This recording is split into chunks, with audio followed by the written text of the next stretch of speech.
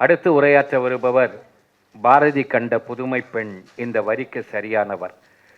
தனி ஒருவராய் இருந்து ஒரு இதழை நடத்தி வெற்றிகரமாக வலம் வரும் வீர பெண்மணி. ஒரு படைப்பாளி, போராளியான வரலாறு இவர் வரலாறு. லேடி ஸ்பெஷல் பத்திரிகை நடத்தும் ஒரு ஸ்பெஷல் லேடி. டாக்டர் பாஸ்கரன் அவர்களின் படைப்புகளுக்கு பக்கங்கள் தருவார், கூடவே சகோதர பாசமும் பொழிவார். திருமதி கிரிஜா ராகவன் அவர்களை வாங்க சாப்பிட வாங்க நூலுக்கு வாழ்த்துரைத்தாங்க. ஓம் ஸ்ரீ குருபியோ நமக. உயிர் கொடுத்த பெற்றோருக்கும் உலகிற்கு என்னை அறிமுகப்படுத்திய தமிழுக்கும் என்னுடைய முதல் வணக்கம். அவையோர் அனைவருக்கும் என்னுடைய அன்பான வணக்கம். வரும்போதே எனக்கு ஒரு சந்தேகம், போண்டாக்கு அப்புறம் மீட்டிங்க்கு அப்புறம் போண்டாவா அப்படின்னு ஸ்ட்ரிக்டாக சொல்லிட்டார் டாக்டர்.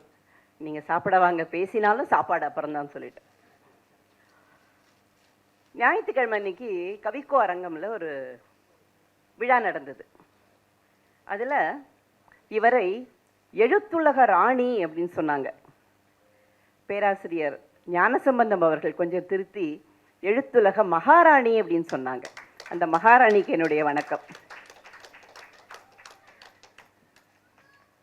சமீபத்தில் இவர் வெளியிட்ட புத்தகத்தில் நான் போயிருந்தேன்.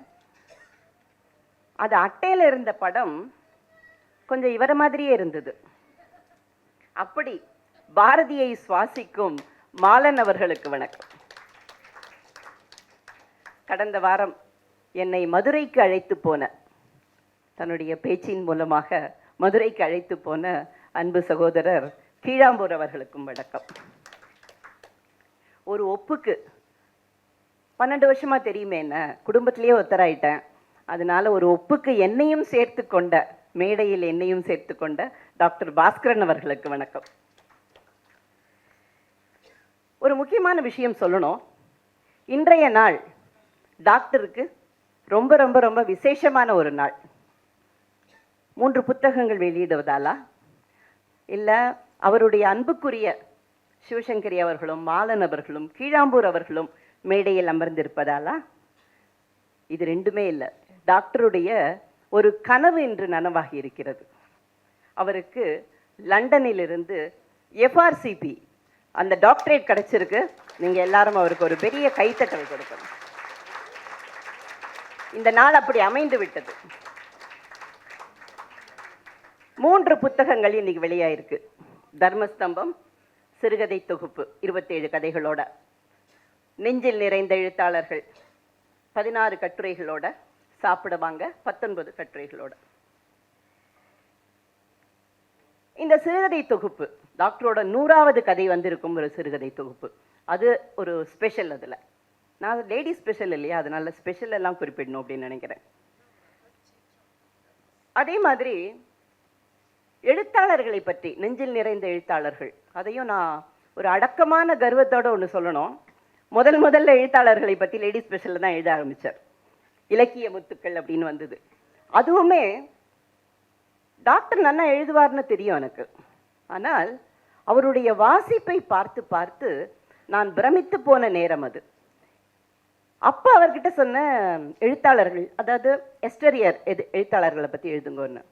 ஆனால் ஒவ்வொரு இதழுக்கும் ஒரு 10 புஸ்தகம் வாங்குவார் அவர். தேடி தேடி தேடி 10 புஸ்தகம் வாங்குவார்.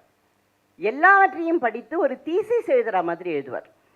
லேடி ஸ்பெஷலில் 2 பக்கம் தான் கொடுப்போம், மிஞ்சி போனால் 3 பக்கம் கொடுப்போம். நான் அவர்கிட்ட சொல்லுவேன், நீங்கள் எழுதுறதெல்லாம் அப்படியே வச்சுக்கோங்க, பின்னாடி புஸ்தகம் போடும்போது உங்களுக்கு உதவும்னு. அப்படி எழுதினவர். அந்த விதத்தில் அந்த புத்தகமும், அதை தொடர்ந்து கலைமகளில் கீழாம்பூர் அவர்கள் இன்னும் நன்கு மெருகேற்றி எப்படியெல்லாம் எழுதணும், இவரை பற்றி எழுதுங்க அப்படின்னு எல்லாம் சொல்லி இந்த புத்தகம் இன்னைக்கு வந்திருக்கு. 3வது சாப்பிட வாங்க. ஆனால் டாக்டர் என்கிட்ட ரொம்ப ஸ்ட்ரிக்டாக ஒன்று சொன்னார். 3 புஸ்தகம் முதல்லையே பிரேமா மேடம் பேசிடுவாங்க. அதுக்கப்புறம் மற்ற 2 புத்தகங்களை பற்றி பேசுவதற்கும் மற்ற என்னை பற்றி பேசுவதற்கும் அறிஞர்கள் வந்திருக்கிறார்கள். அதனால நீங்கள் கொஞ்சம் அடக்கி வாசிங்க அப்படின்னார். மேடான்னு ஒன்று கொடுத்தாச்சு, இவங்களுக்கெல்லாம் முன்னாடி நான் பேசலைன்னா அப்புறம் எப்படி? சாப்பிட வாங்க இந்த புத்தகத்தோட வாழ்த்துறையில் நான் ஒன்று சொன்னேன். நன்னா சாப்பிட்றவாள் என்ன சொல்வா? சரியான சாப்பாட்டுறாமன் சொல்லுவாள். டாக்டர் சரியான சாப்பாட்டுறாமன். ஏன்னா நல்ல ரசனை இருப்பவர்களால் தான் ஒரு விஷயத்தை அப்ரிஷியேட் பண்ண முடியும், ஒரு விஷயத்தை ஈடுபாடோடு சொல்ல முடியும். அதே நேரம் இந்த புத்தகத்திலேயே இத்தனை விஷயத்தை அவர் அப்படி பின்னி பெடல் எடுத்திருக்காருன்னு சொல்லணும், உணவு வகைகளை. அப்படி இருந்தால் அவள் ஒய்ஃப் பாடு எவ்வளோ திண்டாட்டம் பாருங்க. லேஸில் ஒன்று அப்போ வந்து ஏற்றுன்னு சாப்பிடுவாரா? அந்த கலாக்கு தனியாக எல்லாரும் ஒரு கைத்தட்டல் கொடுக்கணும். நீங்கள் டாக்டர் எல்லாவற்றையும் ரசனையோடு அணுகுபவர். அவர் செய்யும் தொழில் உட்பட அவர் ஒரு விஷயத்தை எக்ஸ்பிளைன் பண்ணும்போதே ஒரு கஷ்டமான ஒரு நோயை கண்டுபிடித்து ஒரு நோயாளியை குணப்படுத்தும் பொழுது அவ்வளவு ஈடுபாட்டோடு அதை விவரிப்பார். அவர் செய்கிற தொழிலேருந்து அவர் எழுதுகிற புஸ்தகம் வரைக்கும் ரொம்பவும் ஈடுபாட்டோடு செய்பவர். அந்த விதத்தில் இந்த புத்தகம் ரொம்ப சுவையான புத்தகம். மற்ற எல்லாத்தையும் விட இந்த புத்தகத்தை சுவையான புத்தகம்னு சொல்கிறது ரொம்ப பொருத்தமாக இருக்கும்னு நினைக்கிறேன். அவ்வளவு சுவையான புத்தகம். உப்புமாவை பற்றி ஒன்று எழுதியிருக்கார். யாரும் அங்கேருந்து அப்படிங்கிறா.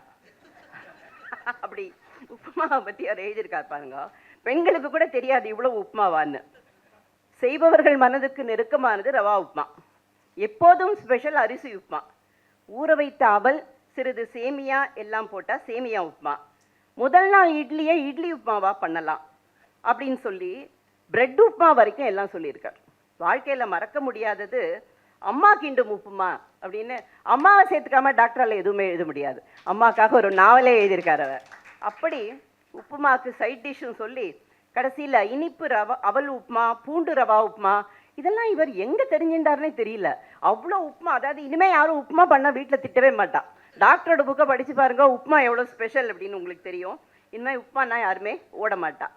அதாவது குறிப்பிட்ட சில விஷயங்களையாவது சொல்லணும் அப்படின்னு நான் குறித்து வச்சுருக்கேன். டாக்டர் இல்லையா, வெறும்னா வந்து உப்புமா பற்றி எழுதினா மாத்திரம் போருமா?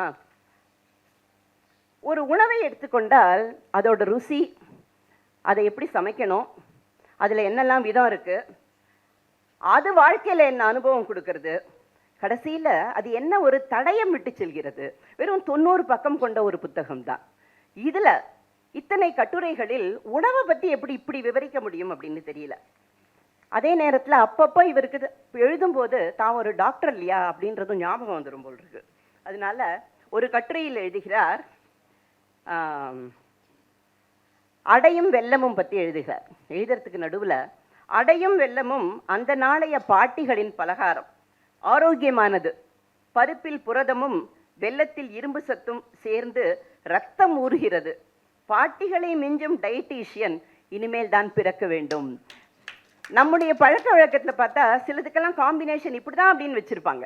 அந்த அடைன்னா வெல்லம் தான் அப்படின்னு வச்சுருப்பாங்க. அதற்கெல்லாம் பின்னால் ஒரு டாக்டராக இவர் அதற்கு ஒரு விளக்கமும் கொடுத்திருக்கிறார். இவரோட பஜ்ஜி கட்டுரையை பற்றி சொல்லணும்னு நினச்சேன். அவர் சொல்லிட்டார்.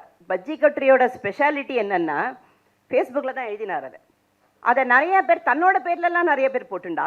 அதுவே ஒரு தனி வரலாறு அதுக்கு.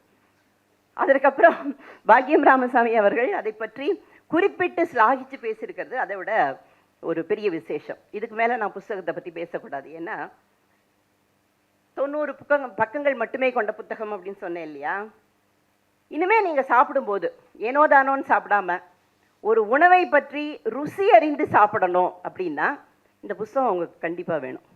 ஒரு உணவை எப்படி ருசித்து சாப்பிட்றது அப்படின்றதுக்கு ஒரு ஆத்தென்டிசிட்டி அப்படி கூட சொல்லலாம். இது வந்து ஆண்டாள் மாதம், மார்கழி மாதத்தை நான் ஆண்டாள் மாதம் தான் சொல்லுவேன். இன்றைய பாசுரம் கேட்டிருப்பீங்க எல்லாரும், கீசி சென்று.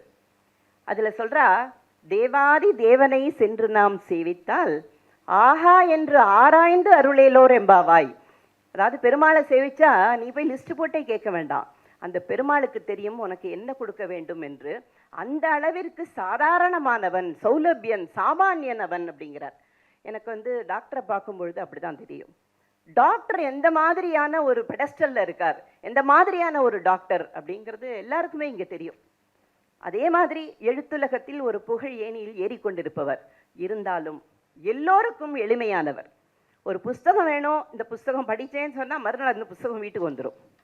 உடம்பு சரியாயில்லை அப்படின்னா மறுநாள் டாக்டர் வந்துடுவார் வீட்டுக்கு. இந்த காலத்துலலாம் டாக்டர் யார் வீட்டுக்காவது வராளா? வீட்டுக்கே வந்துடுவார். ஒருத்தருக்கு உடம்பு சரியா இல்லைன்னா அது சரியாகிற வரைக்கும் அவருக்கு தூக்கம் வராது. அப்படி ஒரு சௌலபியமான ரொம்ப சாதாரணமான ஒரு மருத்துவர். அதே நேரம் அவர் மிகச்சிறந்த மனிதர்.